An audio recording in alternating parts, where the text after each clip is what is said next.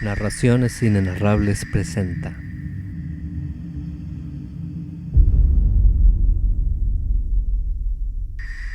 de Howard Phillips Lovecraft.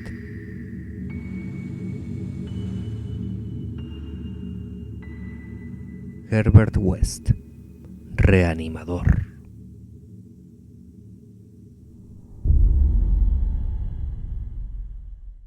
Capítulo 4.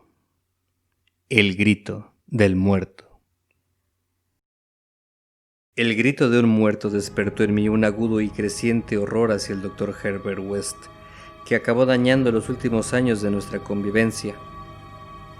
Resulta algo natural que el que un difunto grite despierte horror, ya que es obvio que no es placentero ni ordinario, pero yo estaba avesado en experiencias similares.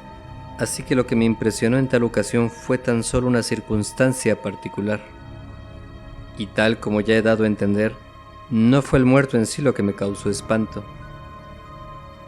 Herbert West, de quien yo era socio y asistente, tenía miras científicas muy apartadas de la habitual rutina de un médico rural. A eso se debía el que, al establecer consulta en Bolton, hubiera buscado una casa solitaria y cercana a la fosa común. Para ser breves y directo, el único y absorbente interés de West residía en su oculto estudio del fenómeno de la vida y su fin, con miras a la reanimación de los muertos mediante la inyección de una solución excitante. Para estos fantasmales experimentos se necesitaba un constante repuesto de cuerpos humanos excepcionalmente frescos, sumamente recientes debido a que la más mínima degeneración dañaría sin remedio la estructura cerebral, y humano porque habíamos comprobado que la solución había de ser distinta dependiendo del tipo de organismo. Había dado muerte y experimentado con montones de conejos y cobayas, pero eso no conducía a ninguna parte. West nunca había logrado un triunfo completo porque jamás había sido capaz de obtener un cadáver lo suficientemente reciente. Lo que él buscaba eran cuerpos que terminasen de perder la vitalidad, cuerpos con cada una de sus células intactas y capaces de recibir de nuevo el impulso hacia esa variante del movimiento llamada vida. Teníamos esperanzas de que esta segunda vida artificial podría convertirse en eterna mediante dosis sucesivas de la inyección, pero habíamos comprobado que una vida natural normal no respondía al tratamiento. Para provocar aquel movimiento artificial, la vida natural debía apagarse. Los especímenes habían de estar muy frescos, pero muertos por completo. Esta búsqueda espantosa comenzó cuando West y yo éramos estudiantes en la Facultad de Medicina de la Universidad Miskatonic, en Arkham, totalmente convencidos desde nuestros comienzos de que la naturaleza de la vida era completamente mecánica. Eso fue hacía 7 años, pero West apenas parecía un día más viejo, delgado, rubio, pulcramente afeitado, con voz suave y gafas, con solo algún fugaz relámpago de mirada azul y fría, delatando el progresivo endurecimiento y fanatismo que iba tomando su carácter bajo la presión de sus terribles investigaciones. Nuestros experimentos solían resultar espantosos en extremo. El efecto de una reanimación defectuosa, con aquellos restos de carne de fosa abocados a una actividad mórbida, antinatural y descerebrada, fruto de diversas modificaciones de la solución vital. Uno había lanzado un grito escalofriante, otro se había alzado con violencia, golpeándonos hasta sumirnos en el desmayo, huyendo después enloquecido, comportándose de estremecedora manera antes de poder ser recluido tras los barrotes de un manicomio. Y otro más, una deforme monstruosidad africana, había escapado con sus arpas de la tumba y había sembrado la muerte. West tuvo que dispararle. No conseguíamos cuerpos los bastante frescos como para dar rastros de razón al reanimarlos, lo que, inevitablemente, había dado a luz indescriptibles horrores. Era perturbador el pensar que uno, quizás dos, de nuestros monstruos seguían con vida. Esa idea nos estuvo acosando con insistencia, hasta que West terminó por desaparecer en espantosas circunstancias. Pero cuando sonó el grito en el laboratorio del sótano, en la solitaria granja de Bolton, Nuestros miedos estaban subordinados por nuestra ansia de sujetos realmente frescos. West mostraba aún más avidez que yo, así que casi me parecía que contemplaba codiciosamente a cualquier personaje vivo y saludable. En julio de 1910, la mala suerte a la hora de conseguir especímenes comenzó a cambiar. Yo había realizado una larga visita a mis padres en Illinois y, al volver, encontré a Wes en estado de singular regocijo. Según me contó, había resuelto por completo el problema de la frescura mediante una aproximación al asunto desde un ángulo completamente distinto, el de la conservación artificial. Yo ya sabía que estaba trabajando en una fórmula embalsamadora nueva y totalmente diferente, y no me sorprendió que hubiera tenido éxito, pero hasta que me dio los pormenores, yo no sabía cómo algo parecido a una fórmula habría de ayudarnos en nuestro trabajo, ya que la dudosa conservación de los sujetos era debida sobre todo al lapso transcurrido entre la muerte y su utilización. Según vi, West lo había tenido en cuenta, creando su fórmula embalsamadora para usos más futuros que inmediatos, preveyendo que el destino pusiese en sus manos algún cadáver reciente e insepulto, tal como sucediera años atrás con aquel negro muerto en un combate de boxeo en Bolton. Al fin, la suerte nos fue propicia, ya que teníamos en el laboratorio secreto del sótano un cadáver cuya descomposición no podía haber comenzado. Lo que pasaría al reanimarlo y lo que podíamos esperar de un revivido en su mente y su razón era algo que West no osaba predecir. El experimento marcaría un hito en nuestros estudios, y él había preservado el cuerpo hasta mi regreso, de forma que ambos compartiéramos la experiencia en la forma habitual. West me informó de cómo había obtenido el espécimen. Era un hombre vigoroso, un forastero bien vestido, recién llegado en tren para realizar algún negocio con las tejedurías de Bolton. El paseo por la ciudad había sido largo, y en su transcurso, el viajero se detuvo en nuestra granja para informarse sobre el camino a las factorías. Entonces, el corazón le había fallado. Había rechazado un estimulante y, un instante después, caía muerto.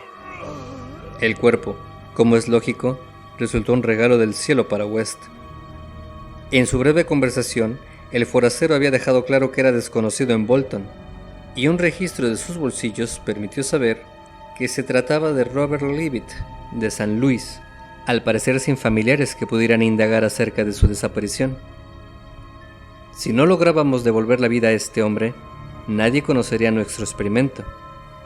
Solíamos enterrar el material en una espesa franja del bosque situado entre la casa y la fosa común. Si, en cambio, lográbamos devolvérsela, nuestra fama quedaría sentada de una forma brillante y perpetua. Así que sin mayor demora, Wes le inyectó en la muñeca la fórmula que lo conservaría hasta mi llegada. El tema del corazón, sin duda enfermo y que en mi opinión amenazaba el éxito de nuestro experimento, no parecía preocupar demasiado a West. Queríamos lograr por fin lo que no pudimos anteriormente, una reavivada chispa de razón y quizás incluso un ser vivo normal.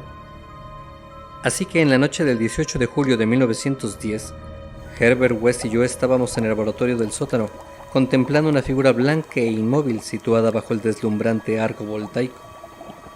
La fórmula embalsamadora había trabajado extraordinariamente bien, y yo observaba fascinado ese cuerpo fornido que había estado 2 semanas sin experimentar rigidez, y me vi movido a pedir a West que me confirmase su muerte.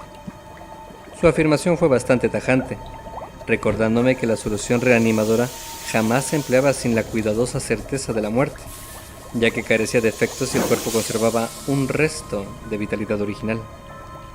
Mientras West daba los pasos preliminares, me sentí impresionado por la complejidad del nuevo experimento, tanta que él no dejaba que otra mano que no fuera la suya lo realizara. Prohibiéndome tocar el cuerpo, inyectó primero una droga en la muñeca, al lado de donde había introducido la aguja al suministrarle el líquido de embalsamar. Eso, me dijo, era para neutralizar la fórmula y permitir al sistema una relajación mediante la que la solución reanimante pudiera trabajar con libertad al ser inyectada. Algo más tarde, cuando los miembros yertos parecieron afectados por un cambio y un temblor muy leve, West cubrió violentamente el rostro agitado con algo parecido a una almohada y no la apartó hasta que el cadáver quedó tranquilo y dispuesto para nuestro intento de reanimación. El empalidecido entusiasta realizó ahora alguna última prueba para comprobar la muerte.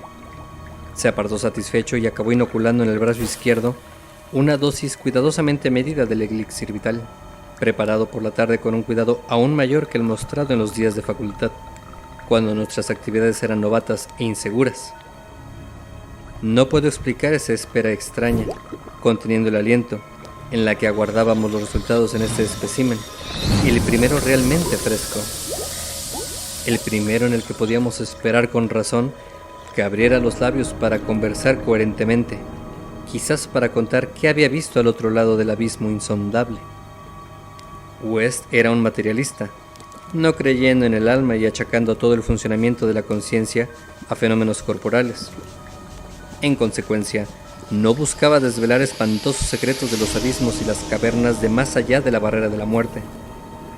Yo no estaba totalmente en desacuerdo con sus teorías, aunque mantenía ciertos resabios instintivos de la vieja fe de mis antepasados, así que no podía dejar de mirar el cadáver con cierto toque de miedo y expectación temerosa. Además, no podía apartar de mi memoria ese grito odioso e inhumano oído la noche en que practicamos nuestro primer experimento en una granja abandonada de Arkham. Pasó muy poco tiempo antes de que comprobáramos que el intento no había sido un fracaso total.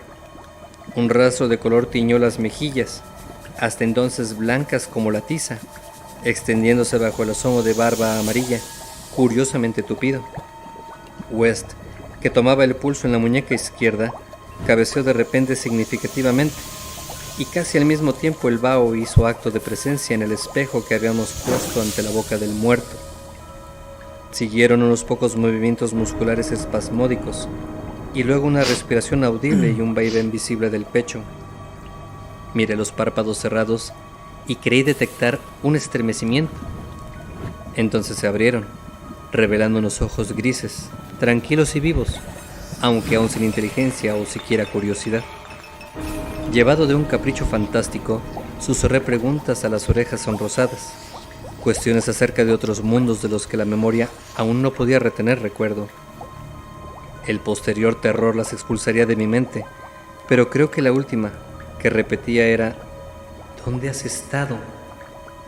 No sé si obtuve o no respuesta, ya que ningún sonido brotaba de aquella boca agraciada, pero sé que en ese instante pensé que los labios delgados se movían en silencio, formando sílaba que yo podría haber vocalizado como solo ahora, si es que tal frase hubiera podido tener sentido o relevancia.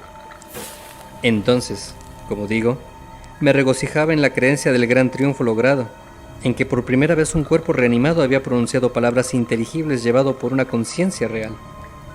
Un momento después, ya no tenía dudas sobre el éxito, sobre que la solución había funcionado de verdad, al menos temporalmente, en su primordial misión de restaurar la vida racional y articulada del muerto. Pero con el éxito me llegó el mayor de los horrores. Horror no hacia el ser que hablaba, sino hacia lo que había visto realizar y hacia el personaje al que estaba ligada mi fortuna profesional, ya que ese cuerpo verdaderamente fresco, recobrando al fin plena y aterradora conciencia, con los ojos desorbitados por el recuerdo de la última escena vivida, agitó frenético las manos como luchando a vida o muerte con el aire y se sumió bruscamente en un fallecimiento segundo y definitivo, del que no pudo ser arrebatado, prorrumpiendo en el alarido que retumbará eternamente en mi doliente cerebro. ¡Socorro! ¡Atrás! ¡Maldito diablejo rubiato! ¡No te acerques con esa condenada aguja! Herbert West, reanimador.